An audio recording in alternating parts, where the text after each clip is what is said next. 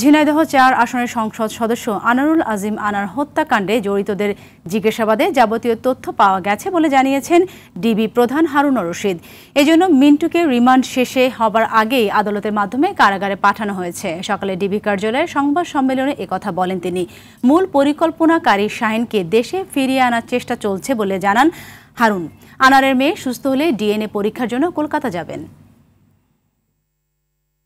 ইতিমধ্যে আদালতে ৪ জন ব্যক্তি 164 করে বিজ্ঞ আদালতে ম্যাজিস্ট্রেটের সামনে তারা জবানবন্দি, স্বীকারোক্তিমূলক জবানবন্দি দিয়েছে। একটা মামলাটা প্রায় কনক্লুসিভ পর্যায়ে, অনেককে আমরা গ্রেপ্তার করেছি। কিছু কিছু নাম্বার আমরা পেয়েছি, সেগুলো গ্রেপ্তার চেষ্টা করছি। এখানে যে মাস্টার মাইন্ড সে ইউএসএ আছে।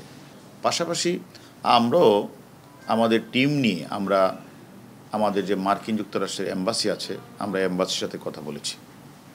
পাশাপাশি আমরা আমাদের পুলিশ হেডকোয়ার্টারের এনসিবির মাধ্যমে ইন্টারপোলকে আমরা চিঠি দিয়েছি তার বিষয়ে। আসলে আমরা কাজ করছি, আমরা সকলেই কাজ করছি।